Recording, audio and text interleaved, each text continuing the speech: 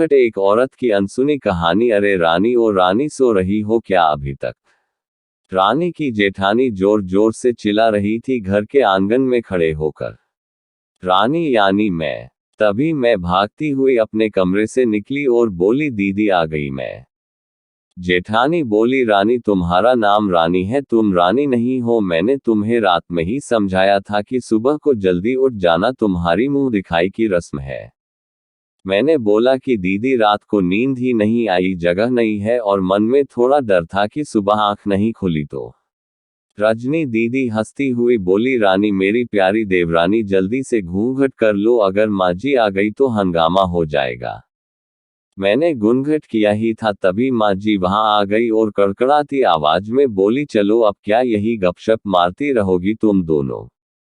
हमने चलना शुरू ही किया था तभी माँ जी ने रजनी दीदी के कंधे पर हाथ रखा और बोली, पता है ना कहाँ से जाना है और कैसे जाना है? माँ जी ने बोला कि जब भी कोई बड़ा तुम्हारे सामने खड़ा हो तो हमेशा घूंघट में रहना और कम से कम अपने बड़ों के सामने आना, और बिना घूंघट के तो कभी नहीं। रजनी दीदी कुछ बोली ही नहीं, बस अपना सर हिलाकर हाँ बोल दिया। मैंने भी बस अपना सर हाँ में हिलाया। माँ जी के जाने के बाद मैंने पूछा, रजनी दीदी आप तो स्कॉलर हो और इन सब चीजों को कैसे निभाते हो? रजनी दीदी मुस्कुराई और बोली कि मैं थारे जेठ जी से बहुत प्यार करती हूँ, इसलिए अभी तक चुपचाप सब चीजें निभा रही हूँ।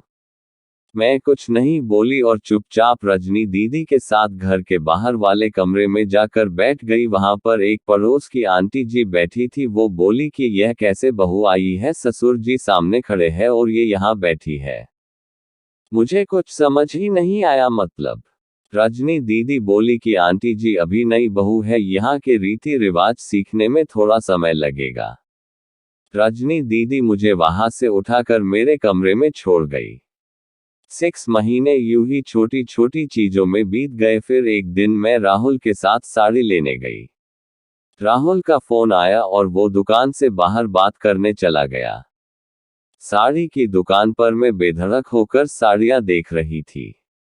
तभी साथ में बैठे हुए अंकल जी खान से एक बार, फिर 2 बार, फिर 3 बार। मैंने साड़ी वाले भैया से बोला कि भैया इन अंकल जी को पानी दे दो, बहुत खांसी हो रही है इन्हें।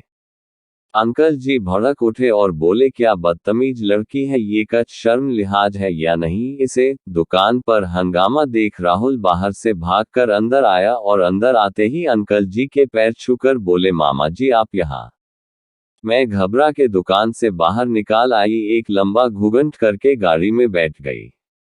राहुल बाहर आया और गाड़ी में बैठकर गाड़ी बहुत तेज चलाने लगा। मैंने धीमी आवाज में बोला, गाड़ी बहुत तेज चला रहे हो, कहीं एक्सीडेंट ना हो जाए। हम घर पहुंचे ही थे तभी माँ जी जोर जोर से चिल्लाते हुए बाहर आई, देखो आ गई ये रानी साहिबा, खानदान की इज्जत मिट्टी में मिलाकर। तभी रजनी दीदी आई और बोली, माँ जी मेरे शादी को 6 साल हो गए हैं, मैं अभी तक मामा जी को नहीं जानती, ये कैसे जानेगी? माँ जी जोर से चिल्लाई, देखो कैसे चपड़ चपड़ जवान चल रही है इस रजनी की भी। राहुल सबकी बात काटते हुए बोले कि माँ ये दोनों सही बोल रही है, अगर ये हमेशा घूंघट करके रहती है तो ये मामा जी को कैसे पहचानेगी? और माँ आज मामा जी के फोन पर तुमने पूरे घर की शांति को भंग कर दिया है। ये वही समाज है जिसने सीता मैया पर भी उंगली उठाई थी। पिताजी और जेठ जी ने भी अपना पक्ष राहुल के साथ ही रखा। माँ जी थोड़ी देर सोचने के बाद वापस रजनी दीदी और मेरे पास आई और बोली कि तुम दोनों को अपनी मर्यादा पता है, मुझे उम्मीद है कि तुम कभी भी मेरा सिर शर्म से नीचे नहीं झुकने दोगी। हम एक ही परिवार के सदस्य हैं, हमें हमेशा साथ रहना है, अच्छा वक्त हो या बुरा वक्त, हर सदस्य को अपनी मर्यादा पता है। माँ जी ने मुझे और रजनी दीदी को गले लगा लिया।